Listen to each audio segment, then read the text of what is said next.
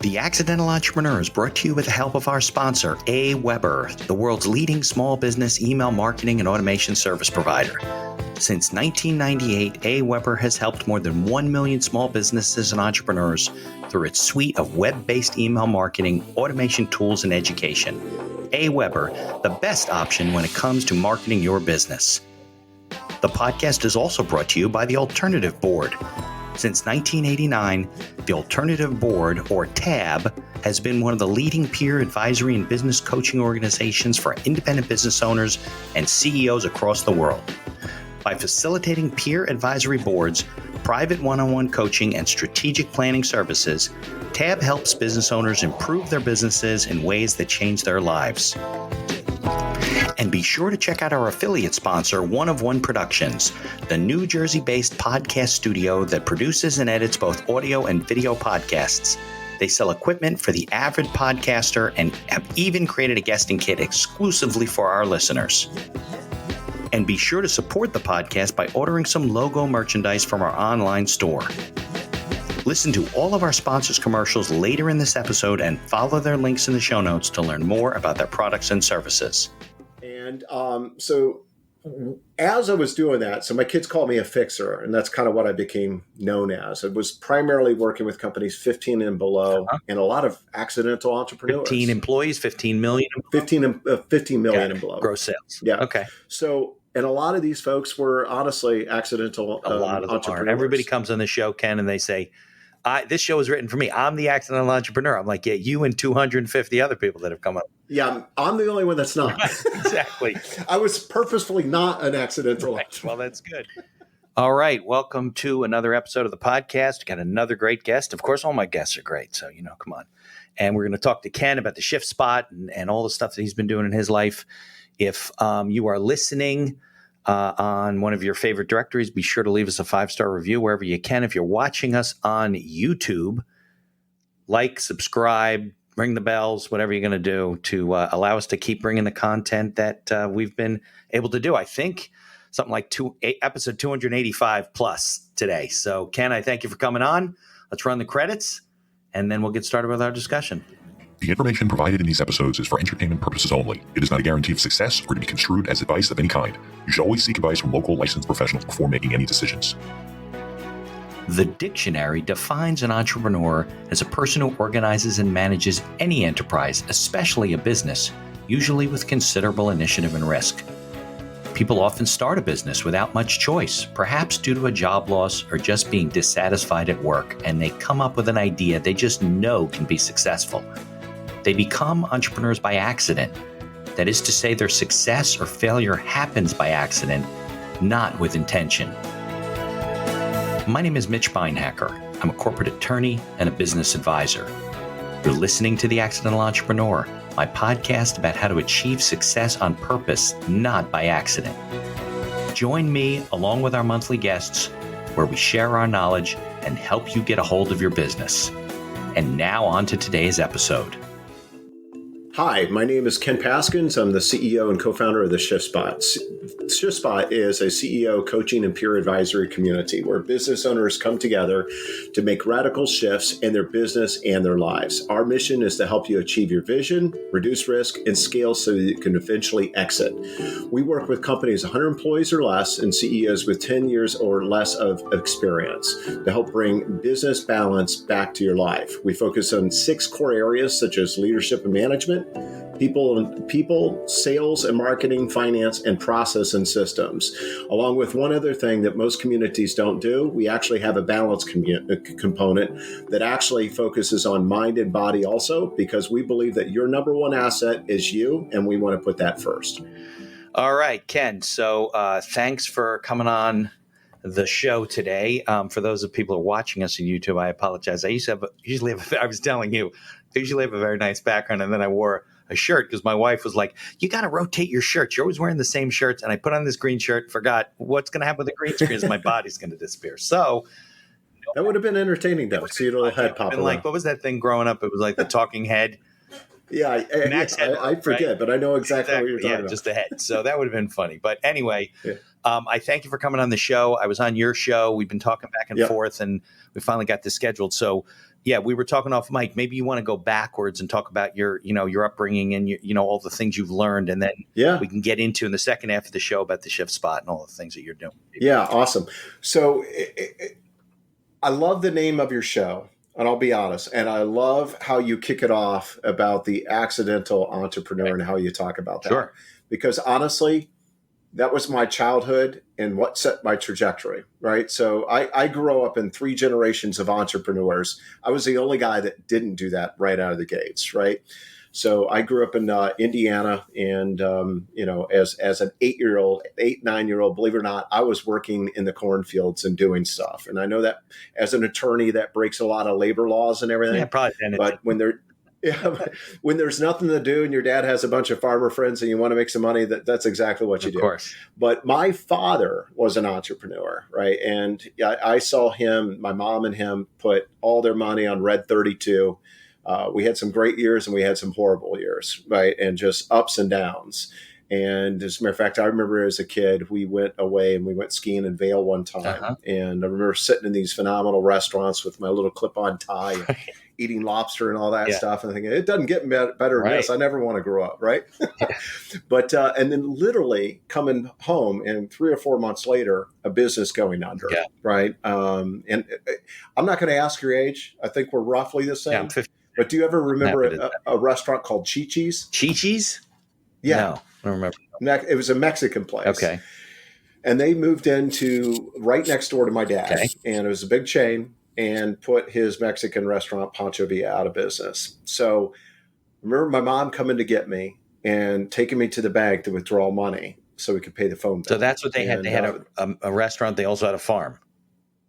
No, his friends were farmers. I worked for his friends. Business. Got it. Yeah. Okay. Yeah. Well, yeah. So that was traumatic. Is Mexican? Is that where the restaurant comes from? Is Mexicans where Pancho Villa's was your dad's restaurant? That was the name of it. Was your dad Mexican? No, he's not. Okay. He just loved Mexican. Yeah, no, there's nothing wrong with that, right? Okay. Yeah, and he was a chef. Okay. There you go. Was Pancho Villa a chain or a franchise or something, or no? No, it was not. Got it. It was his own single mom and pop privately owned small business. Yeah. So I grew up seeing a lot of boom and bust and everything. And I saw my dad making a lot of mistakes. Right. And I knew there were mistakes back then. Sure. So I graduated from Purdue University. Nice. Well, my son went to IU, so I won't hold that against you. I did not know that. I didn't know until we started talking today. He actually well, Big Ten at least. So let's not talk about the tournament this year. Yeah, well, you guys had did that kid Eddie? He went to the pros. He's going to the pros, right? Yeah, I think He's so. Enormous. I think so. Yeah, biggest pro. Yeah, he is. Yeah. It'd been nice for him to stay back one more year, but what the heck? Yeah, I did not know that. Yeah. Big Ten at least. There you go.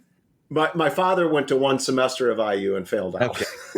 So that tells you what we're dealing with. Okay. Right. So anyways, I've got 3 beautiful daughters. I live here in Sandy Springs, Georgia. Okay. And, seeing that as a kid, I knew that I didn't want to take that track immediately. I wanted to go out in corporate. I wanted to learn from some of the best and be groomed, if you will, and mentored. Now, Purdue's primarily an engineering school. Were you not an engineering student? I started in that. I did not end in that. But yeah, because they have business majors and stuff like that. Right? Yeah. So, believe it or not, actually, my dream was to become a corporate attorney someday. Yep. Didn't do that. Didn't miss anything. Yeah. So corporate attorneys are not the happiest people in the world. Yeah. So how did you? So I went to college. But how'd you end up in Sandy Springs, Georgia? Was that a? Yeah. All right. So lived in Colorado for some time and raised some family there. And actually, that's honestly what started my career trajectory out there. So right after 9/11, as a matter of fact, your audience can, I'm not going to go over there and grab it. Right after 9/11, I closed a $40 million software deal with a company out there called Quest Communications. Yeah, sure. I remember Quest. Yeah. Most people don't. Right. But that was what? 2001. So you're talking like 20, right? 2001 was 9/11? 2001, November 2001. 20 plus years ago. Okay, 22 years ago. Yeah. So after I did that, I was quite cocky, right? I was in my late 20s, early 30s, and insisted that they put me on their executive track, and they actually did. Okay. Right? So I learned a great deal through that. I went through their executive program and everything. And then for some time, I was in software and high tech specifically, and did some pretty big things. So I've managed P&Ls up to $500 million. I've managed teams up to 450 across North America and internationally as well. Right. And about 8 years ago plus, I dropped out of corporate America and I started serving as a fractional CEO, COO. Sure. To smaller businesses, right? Yeah, yeah. And I wanted to take that big business experience and apply it to that. You definitely had big business experience. Yeah, right. Yeah. So I worked at companies like Oracle and all that, and had lots of great training and support. Yeah. And so as I was doing that, so my kids called me a fixer, and that's kind of what I became known as. I was primarily working with companies 15 and below, and a lot of accidental entrepreneurs. 15 employees, 15 million? 15 million and below. Gross sales. Yeah. Okay. So, and a lot of these folks were honestly accidental a lot of them entrepreneurs. Are. Everybody comes on the show, Ken, and they say, this show is written for me. I'm the accidental entrepreneur. I'm like, yeah, you and 250 other people that have come up. Yeah, I'm the only one that's not. Exactly. I was purposefully not an accidental entrepreneur. Well, that's good. Yeah, exactly. But there's you recognize that there's a huge need because, first of all, they can't hire people like you full time. It's too expensive for them, and they can't get that expertise. So, no, definitely. Yeah. How did you start? So you come out of corporate, right? How did you start building your business and saying, how do I find these businesses that, need my services? I mean, fortunately, I was pretty connected, and so I got picked up pretty quickly. I mean, I was an advisor for several different boards. It was just introducing me to different folks, and literally I started billing. I think it was a month after dropping out and quitting. Yeah, nice. Okay. Yeah. So, and I started working with a company that was looking to go to get some PE funding and everything, and assisted with them with that. And I gained some M&A experience, which has been fun. But so through that trajectory, I mean, I mean, the stories I've gotten, I'm sure you have heard them. I mean, the people will start mowing lawns, and then suddenly they have crews, and then suddenly they have this monster of a company that. It's out of control. Yeah, they were good at mowing the lawn, but they're not so good at running the company. It's a difference. Yeah. And I've had people literally ask me, hey, should I scale backwards? Right? Because I had more fun then. Yeah. No, then it's not fun at the top. Yeah. Okay. So you work with hundreds of companies then? Well, I honestly haven't tracked it, but it's been quite a few. Yeah, it's been quite a few. And across... every industry, I mean, you name it, believe it or not, legal. All right. So CPA firms, I mean, HVAC, mechanical, landscaping, online services, consulting services, you name it. I've kind of have seen them all. And what I can tell you, it's the same problems everywhere. Right. Definitely. So that was, what year was that? 2016 when I started doing that. Okay, but so no, it's been 7 years. You're 7 or 8 years, somewhere around there. Yeah, okay. Yeah. Do you have some, without giving away, private information? Do you have some good stories? I do, and there's some sad stories, but without giving away, the one that actually they're valuable stories to the people that are listening. Yeah. So I had this young CEO that. He had an online business that did like supplements and things of that nature. He was a phenomenal writer, and he was one of those guys that created funnels and things of that nature, right? Yeah. So he's very good at that. Right. And people would come to him to actually learn. And he had the supplement business, and he was late 20s, early 30s. And he called me up and he said, hey, I've got the COO of my business is running my company. And I think they were around $10 million in revenue. And you'll appreciate this more than most people, actually, because you're an attorney. $10 million in revenue. And it's like, we always agreed that if we got to a certain point where we outgrew each other, we'd go a different direction. But I don't know if I'm ready there yet. I don't know if it's me. I don't know if it's her. I'd like you to come in, kind of investigate, maybe coach her up, et cetera, et cetera. So I started that way.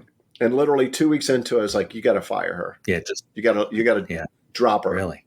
Right? And you need to bring me in or somebody else. This was his partner? His COO. Oh, got it.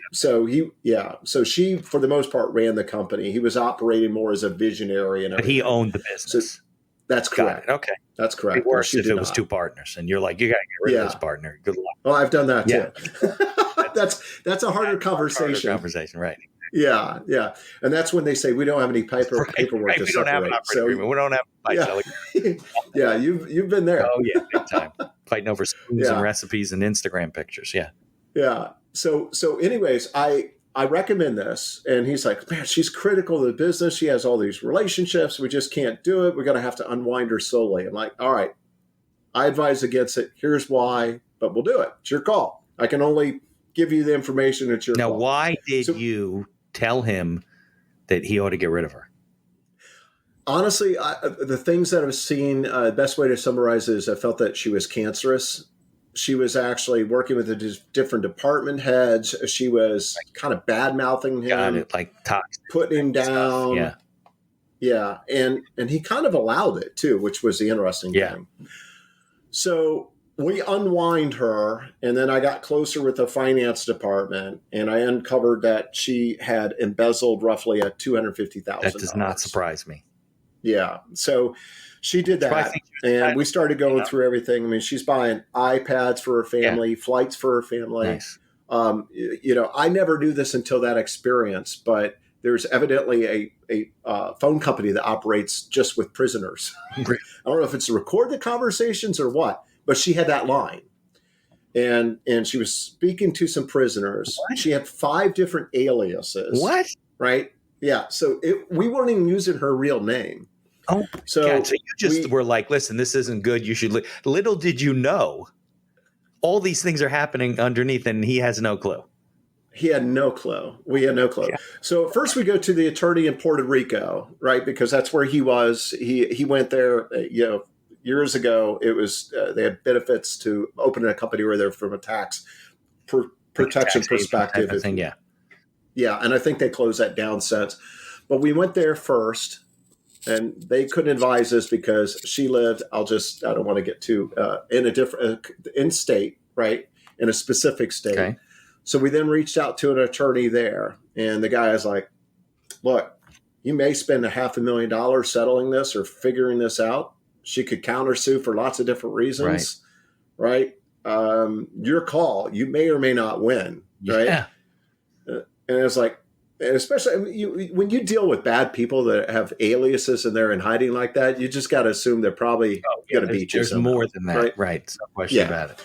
Yeah. So we walked away, and I helped him unwind the business, unpack the business, sell off some of his IP and his assets. Just wind down the whole business. The whole business, and primarily because he was in healthcare, right, or supplements and everything.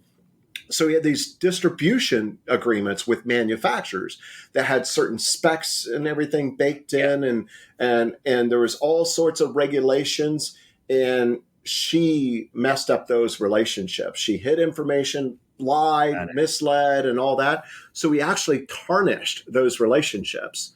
So he literally had no choice but to, unwind the thing or face other lawsuits based upon the predicament. Now, is he just lucky that he met you? This would have continued. I think honestly, yeah. I mean, I wish I was. I wish I was that good. Maybe I was. I mean, look, I was like 2 weeks in, fire the girl. Were there other people that had come in and didn't say that, or you were really the first guy in the door? I was the first guy that actually did this. So he just got lucky that he met you. Yeah, but it was sad. I mean, that's probably my worst. Yeah. The second one is being with a couple, and the man was the CEO of the business. The woman was the chief revenue officer. It was myself and a couple others, and he got served his divorce papers in the leadership meeting. Oh, God. That's not good. Yeah. No, it's not good at all. It's like a prophet, Marcus Lemonis moment when the two couples are like, oh, no, we're very happy and the business is going well. And they're really just suing each other. And yeah. Yeah. So that must have made for a great meeting. Real good minutes for the corporation. It was. Yeah. Yeah. So in that case, did she leave the business, or did they start fighting over who's going to get what? That couple? Papers, yeah. Yeah.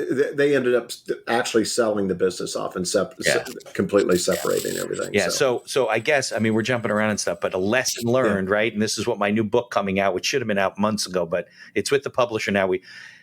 it's called 10 Ways to Get Sued by Anyone and Everyone, a small business owner's guide to staying out of court. And a lot of it is about putting things in writing. Amen, You have man. to have an operating agreement. You got to have a buy-sell agreement. You got to have the things, the hard discussions when you're getting along that, hey, if this isn't working out or we find that you're stealing from the company or whatever, this is what happens. You have these mechanisms in place. So when someone like you come in and say, hey, this is a problem, let's go to the paperwork. And like you said before, they say, we don't have any paperwork. Yeah. Now you're trying to figure it out, with your hand tied behind your back. Same with the lawyers. That's what the lawyer told you, right? What's he going to do? He's going to ask you, well, what does the agreement say? Well, there is no agreement. Well, there is no agreement. Yeah. It's going to cost you a lot of money and you still may not win. Yeah. So I guess he just packed it in and said, you know what, let's just trash the company and start over. Unfortunately. Right? Did he stay in the right? And there's so many sad stories. Did he rebuild a new business in the industry or did he just go to a new? Honestly, I don't know. I lost track at that point. Yeah. But I'm not sure. Yeah, I'm not sure. 100,000 stories in the Naked City, say. Yeah. So, okay. What? So where are we now? Well, so after that journey, right, I looked at my father and I looked at all these entrepreneurs and accidental entrepreneurs that I've been working with over the years, right? And I saw all these common themes, such as, not using data to drive decisions, emotions, right? Poor leadership decisions or hiring decisions, right? Throwing bodies at problems versus systems and processes, right? Not understanding, financials and how to read financials or developing KPIs to drive and guide the business. I don't even know what KPI means. What's that? I don't even know what KPI. Yeah. You're right. You're right. You're right. Yeah, absolutely. Yeah. Yeah. So I saw these repetitive themes and quite honestly, I'd love to even hear more of your stories, but, I would get these calls literally and the people that have heard this before, I apologize, but it's just amazing. I had this one kid, 26 years old, call me up and he told me he had he created lenses for sunglasses, right? Online, owns a $10 million business and he's 26, 27, somewhere around there. Right. So, I asked him, it's like, well, how did you start this company? And he said, well, I was out snowboarding. My glasses broke and I couldn't afford new ones. And so I went home and I machine crafted lenses. And I don't know about you. Yeah. I'm lucky enough to be able to screw a light bulb in or change air filters, right? But I can imagine if I had glasses, they'd have scratches on and never be able to see out of them, right? So suddenly all of his buddies are asking for this to be done. And suddenly he has agreements in place with China and all these SKUs put together and everything. And he has this business. He's like, look, man, I have a $10 million company, but I hate my life, right? My employees hate me. Really? Right? I think I'm making money, right? We have no systems in place. My people, they come and they go and I'm always losing people. It was like, this stinks. It's terrible. And 10 million was gross sales. He didn't know if he had any profit or anything. Correct. Exactly. Yeah. So anyways, I kept seeing those things and working with those type of individuals, helping them out. I was like, I wanted to create something where we could help more. So thus we created the Shift Spot. Got it. All right. Well, that's all good stuff. And you know what, Ken? I've been practicing for over 30 years and I've been doing this podcast for 4 years. Everything that you're experiencing it's a constant theme in our entire life because people make the same mistakes. They're afraid, they're either out of laziness or fear or lack of understanding. They don't do the things. Look, it's not rocket science. I mean, look, I want to pat us both on the back. We're really brilliant people, but it's not rocket science. Well, some of us went to Purdue. Right. Yeah, that's true. I forgot that. Well, I went to Cornell, but I don't know. It was like I was on fire for 4 years, but whatever. So, it's unsuccessful people do the things. Successful people do the things. I just said this in the last podcast that unsuccessful people are unwilling to do. Generally, it's not that they can't do it. It's just that they don't take the time. The information's there. The people like you are out there. The people like me are out there. Go to a lawyer. They don't want to spend and sometimes they fall into things, right? Just like the sunglass guy, and it got a little out of control. But if he had said, you know what, I got a good thing here. What can I do with this? And did some education and learn some things and see what people are doing to be successful. He may have been in a different place when he met you. Yeah. So you work with him? Here's some was there a success story there or? Yeah, well, with that guy, the sunglass guy. yeah, actually completely turned things around, fixed the company, got it humming, brought in a full-time COO to replace me after that, and is in a much better spot. And he's still in business. But here's some interesting statistics, and I know you know these, right? So 98% of the companies out there are 100 employees or less. Yeah. Right? 89 are 20 employees or less, right? Most people think of small businesses being 1 to 3 people. Right. That's most of the population. Yeah, no, we drive the whole economy. Yeah. Now think of this. 50%, I don't know if you've ever heard this, 50% of CEOs and business owners start learning on the job in the company they create. That makes sense. That was my father. That makes sense. Sure. So my father, right? So I've been through, training and education and all that, and you as well. My father taught himself about leadership. My father taught himself finances, operations, and systems and negotiations and all that, right? So we got to look at that and then think about these statistics. 18% of companies fail their first year, and 50% fail at year 5. Yeah. Right. So we've got a lot that doesn't of include the ones that just struggle and get through. Yeah. So we've got a lot of brilliant people out there. I mean, our country's great because we're creative and we drive and create things, but we've got that, and we've got this a big group that are accidental entrepreneurs, and they teach themselves everything per se, and some of them make it and some of them fail. It's all haphazard. And, quite honestly, I wanted to help whomever I could stop some of that madness. Yes, no, that's what it's all about, right? That's what the podcast is. That's what I do as a business owner, just trying to help people get a better hold of their business and a better hold of what they're doing so they can have a better life and enjoy, what they're doing. So why don't we do this? We got to take a little commercial because I do get paid a little bit from sponsors, which is nice. Good. And then we'll come back. We talk about the Shift Spot and why you created it, what it's doing, and give people advice and, do's and don'ts and stuff like that. All right? Sounds great. Okay. Here's a word from our sponsors. Looking to market and grow your business? Or perhaps you're just getting started and want to hit the ground running? AWeber is the best choice for online email marketing and automation of your business.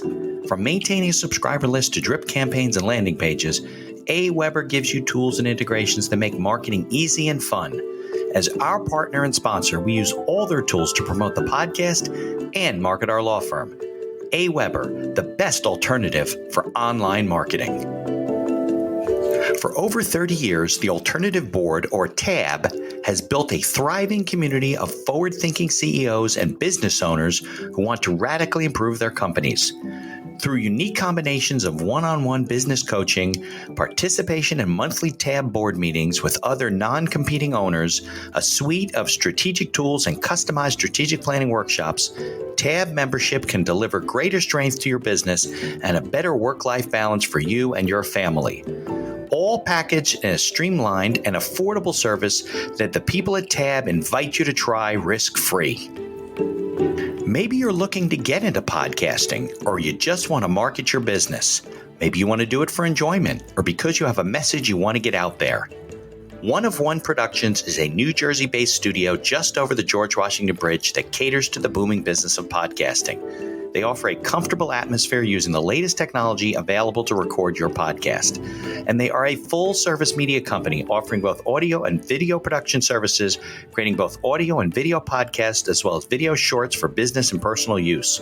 Professional audio equipment packages are available through their website for all budgets, and be sure to check out their podcast guesting kit, created especially for our listeners. Follow the link in the show notes to learn more about all of our sponsors. And now back to our show. All right, Ken, we are back. It's funny because we're going to talk about the Shift Spot and the community that you're building. I had this idea in the legal community. I shouldn't even put it out there. It's probably somebody's going to steal it. A while back when I had more of a firm, we were building systems to manage our practice. And I do now. I have a lot of automated. It's more marketing now than anything. But so we were going to build this business. It was called Legal Pivot. And it was about, pivoting your practice to, because attorneys are terrible. I hate to say it. Terrible business. Attorneys are bad at business. Yeah, we typically. Get no I know that you're legal not. Training. We get no business training. Doesn't count for CLE.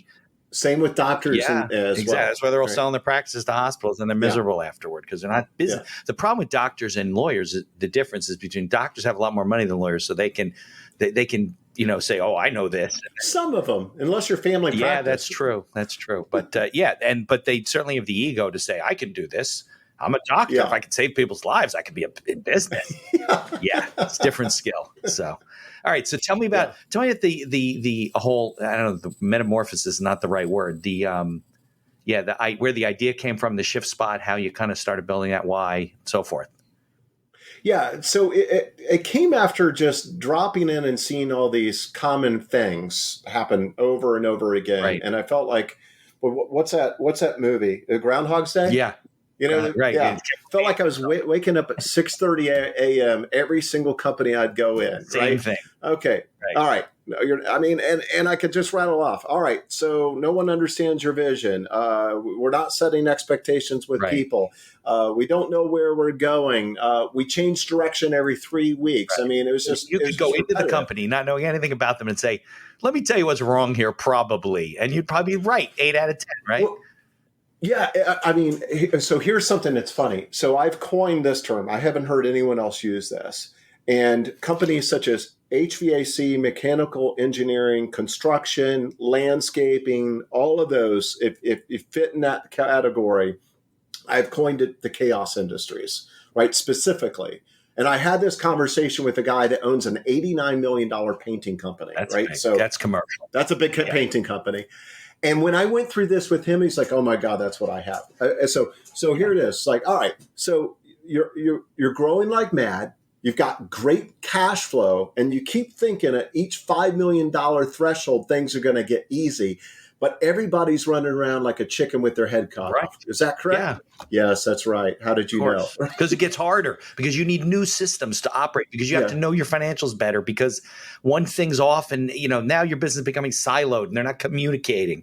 People don't get. So $89 million, what is he, painting bridges? He has big clients like Disney and things like big that, contracts. Right? So, big commercial businesses, right? But the guy he has a race car and all that good fun stuff. But it's the same thing, and he's working 12-hour, 15-hour days, and he's like, it's just maddening. I keep thinking we'll get past it, and I told him, and he's actually in our community. I'll keep his name out of it. But I told him, it's like, it doesn't get easier. You don't get put the basics in place. It doesn't. You don't grow past it. It gets worse unless you do it properly. Yeah. Yeah, get the right people in, right? A lot of people don't want to focus on that. Well, Tommy, he's my buddy. Granted, he's late every day, never executes correctly, and we don't get any results from him. But I love the guy. Yeah, exactly. You can't. I know, and that's fine. But just recognize what you're doing. Yeah, and live with it. That's what it is. Yeah. You can't. Yeah. So to answer your question, I saw that everywhere. Right. And I was like, look, how do CEOs go out and how do they gather information? How do they improve and how they grow? And there's lots of choices out there. There's EO, there's Vistage, there's you can bring in somebody like me. You can get a professional coach. You can get your MBA. You can do lots of different things. And I wanted to do something unique and different. I wanted to be able to meet the CEO wherever they were in their trajectory. I wanted to bring experts to them. And I wanted to help them solve their most difficult problems and give them the ability to do it when they want and how they want. So that's a community. It's unique. We did our alpha over a year ago, rolled it out. We've got quite a few members now, and it's exciting. We do 144 events during the year, and it's for small business owners, not corporate CEOs. No. So our sweet spot is 100 employees or less, right? And CEOs that are 10 years or less of CEO experience. Now, I've had people ask, why do you cap it at 10? We don't, right? I literally, there's a CEO in our group that's got 20 years of experience, but he wants to improve, right? And generally, once you gain that experience, your business has made it past the 1 year, the 3 year, the 5 year. You've got plenty of scars on your back. You probably have figured some stuff out. That doesn't mean that we can't help you. Resources to help you. But our greatest value is I'm a newer CEO, the 1 to 10 year time frame. Got it. So what kind of resources are they getting? Obviously they're interacting with other people and they're learning and attending your events. So what do you do at events? Bring in speakers? You do slideshows? What are you doing? Yeah, so I'll talk to you about just basically what the user experience is. So the very first thing they do is they fill out this gap analysis on their business, right? And it's something that I've developed through the years, and it crystallizes and really helps them understand immediately what some of the areas of opportunity are within their company. So there's a ton of questions in it, but it looks at their finances, their ops, their sales, their marketing, IT, processes or lack thereof. Like And I've had some CEOs, analysis, but looking at yourself. yeah, and we'll ask simple things such as, do you have financial controls in place? Right. Well, first of all, what's a financial control? I don't What know. a balance sheet is. You're not in good shape. Right. Yeah. So it will go through some of the basics and some of the hard things, such as also, how do you onboard employees? Well, we don't. Okay, maybe that's why we have employee turnover issues. Right. But it will walk through all that. They'll answer it, and then we'll see those areas, right? So the next step is they then drop in and get an accountability coach that they'll be assigned to. They'll have a weekly meeting with them, really short and sweet. Another member? No. It's one of us. One on your staff. A shift spot employee, right? So that accountability coach will keep them on point, throughout their user experience, right? And they'll onboard them and everything as well. And then they drop into their choice, but we have these groups set up that help them resolve their issues, right? And this is where this comes a little bit from a Vistage community aspect, but it uses a Six Sigma approach of 5 whys to get the root cause, professionally facilitated. Okay. And if you can imagine a group of CEOs around together in a room, they'll come to the table with some of their toughest problems. Hey, I got to fire my chief of staff, and I've never fired such a critical employee. How do I do that? And we'll talk through it, facilitate it, get to a solution. Board. It's a group of advisors, and you share experiences. Sure, therapy, business therapy.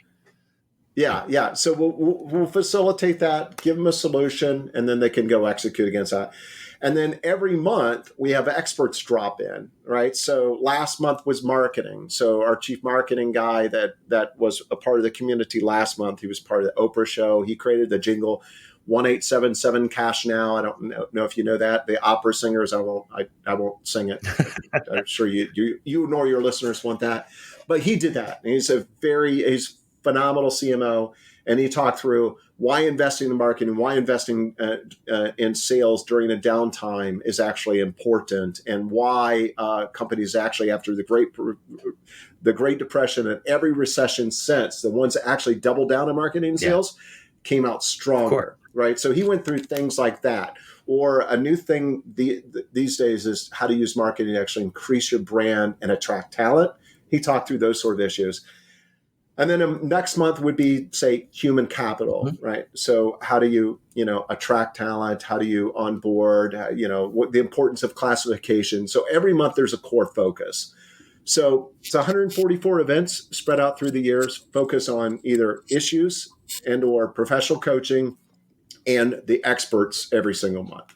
So, all right. Well, I think you're filling a need that a lot of people get into business. They're just selling stuff, whether it's their services or whatever product they're making, and they're figuring it out. And then they don't recognize that going to the next level involves all these different things that they may not be equipped, to handle. And then it all starts to unravel. They're miserable. They don't realize why their employees are leaving. It's just so that you're kind of building it up from there and saying, listen, we can help a lot of people at one time instead of one at a time. Now, you still have the CFO business. What's you that? still do the fractional stuff, or that when? Oh, I own that business, so others do that. Yeah, Got it. yeah. But look, you were just hitting that. I've heard that so many times too, right? It's where somebody starts and they're really good at selling something. Yeah. Right. I had a landscaping client a couple of years ago, and during COVID actually, and his business was exploding. 48% growth. His average projects were 150,000, and that's without a pool, right? So big landscaping things. And it was a mess. It was a mess as people were constantly all sorts of problems. The poor guy was working 15-hour plus days. Because he's a landscaper. He's not a business owner. Yeah.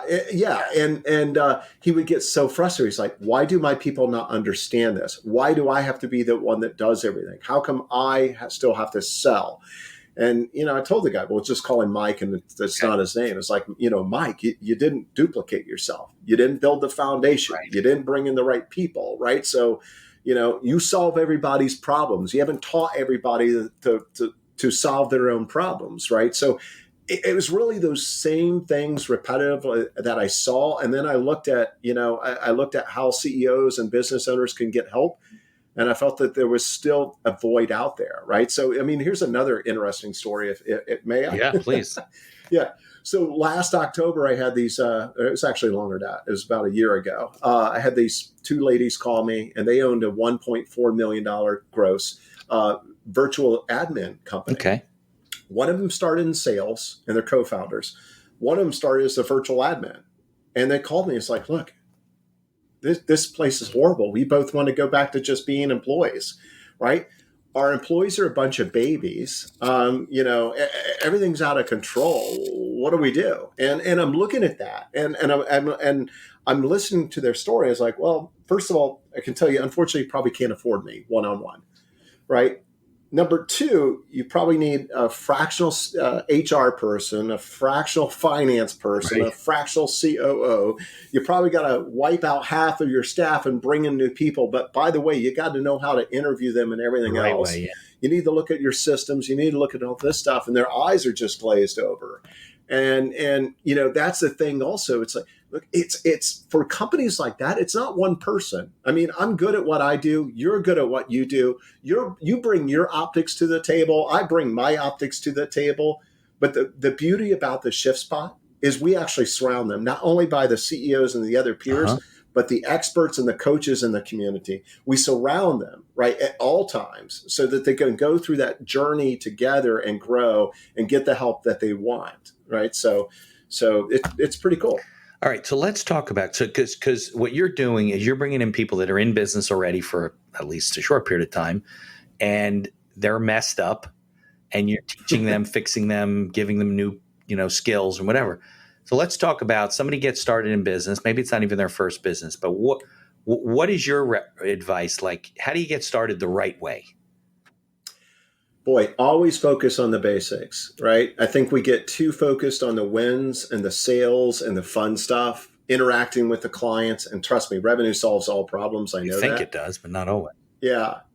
But do not ignore the boring, right? The boring is all this basic blocking and tackling that, once again, how do I even onboard an employee? How do I actually set them up to succeed? Because cost of losing an employee. Yeah. I mean, there's so much cost associated with that, right? So I heard this stat not too long ago from Gartner, and this is just a salesperson, but take this salesperson stat and just assume it's half for other roles. Bring on a salesperson, lose them after 6 months across any industry possible. So high-end software guy to shoe salesman on average costs you $968,000 if they do not turn out. Primary reason is lost opportunity cost, right? So I board them, they get going, they're then gone. I recruit another 3 months, get them going. I'm now a year behind. I haven't closed clients. I've lost a lot of opportunity.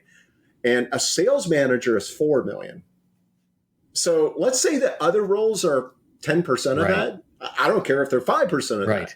It's substantial. It's hundreds of thousands of dollars. Yeah. So it's substantial, right? So, focus on the basics, right? And as I'd stated earlier, in the Shift Spot, we broke it down in very easy areas, right? Leadership and management, right? So what does that mean? And helping people become both better leaders and better managers. They're different. Yeah. Right. So systems and processes, why are they important? How to drive efficiencies and effectiveness, et cetera, et cetera.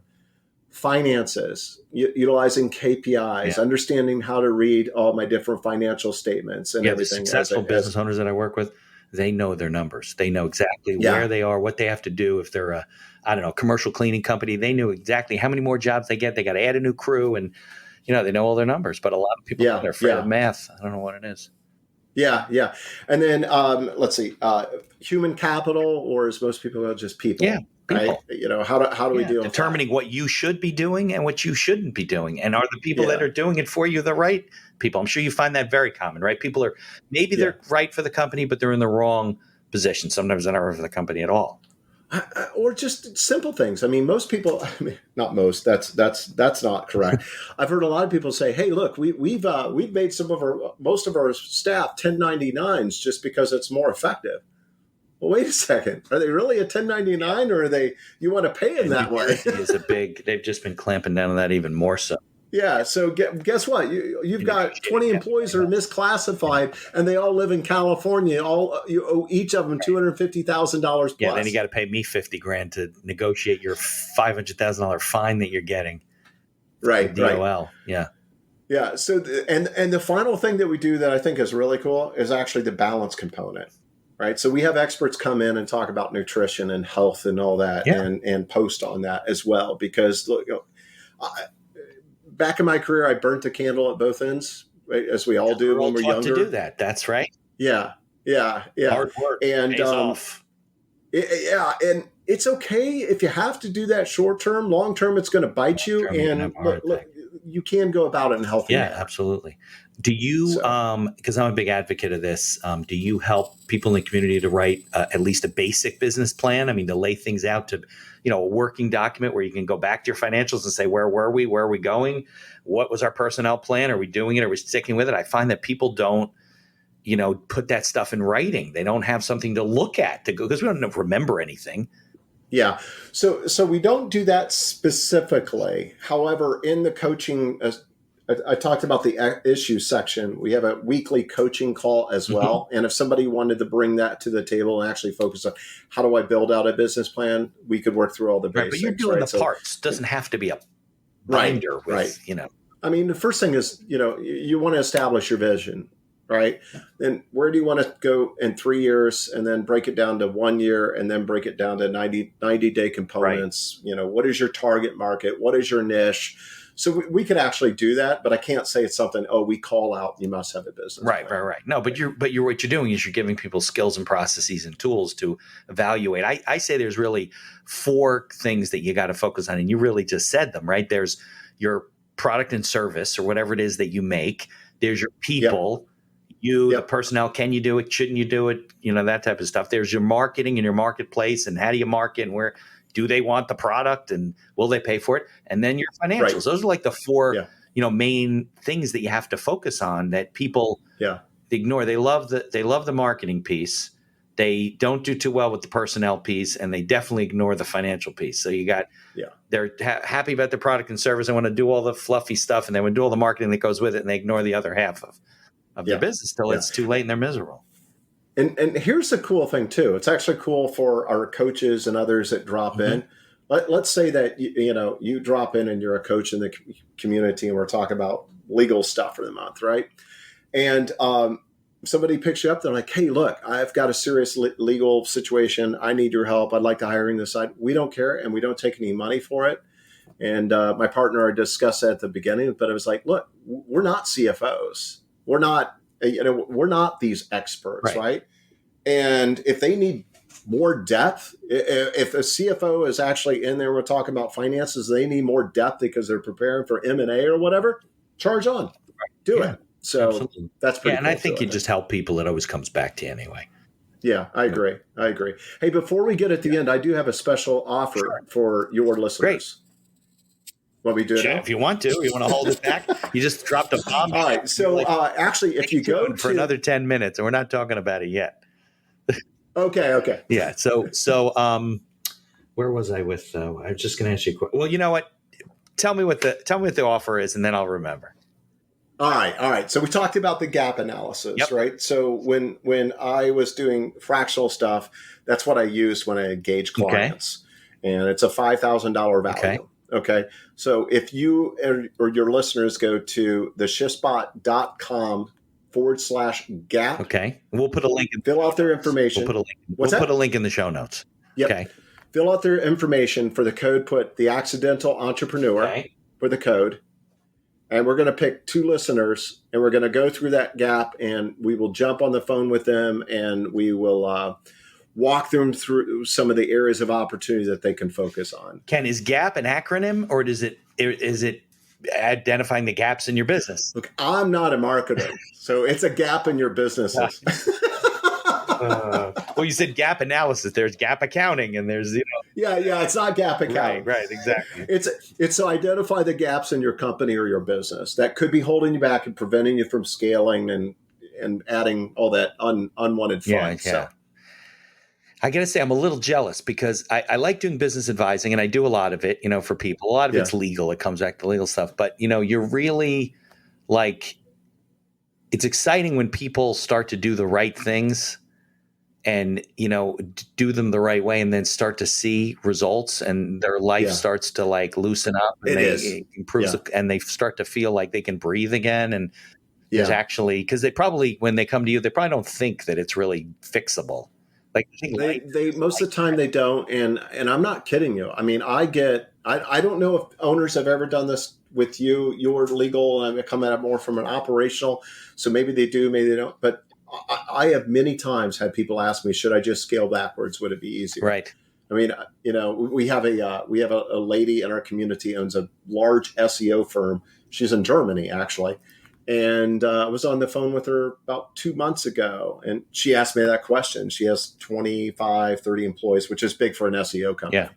And she's like, man, this just stinks. I started as an SEO person. I love this. And I started speaking. And then suddenly I have a company and it's my people. I mean, the same stuff. My people are babies. I got to fire somebody. I don't want to fire she them. enjoyed. Right. No, I get a lot of like, should I shut the company down? Should I liquidate? Should I go bankrupt? Yeah. So, because I just can't deal with it. It's sad, but it can be fixed, and it's not your fault, right? I mean, especially we talked about doctors. I mean, doctors have it tough. They get all this education, and then they have to know all these regulations and all the hiring practices and everything else. I mean, there are places to get help, and we like to say that we can fill that void, and we fill it better than others. Yeah, absolutely. So. Well, it's good to know that there are services out there, and there are. You even mentioned Vistage and some of the other things. If you but I don't know if it's sad or ironic. The ironic thing is that the people that really need our help, we don't really get to. It's the people that are open to it and say, I want to fix this. I'm not happy. And, seek out the resources, ask their friend and say, well, you should have talked to Ken at the Shift Spot. He's the guy to go to. It's the people that really need the help that don't always find us. Well, that's a really good point. Yeah, that's a really good point. And, that's a litmus test. Yeah. If you're going to come to me and look for the silver bullet, it ain't there, right?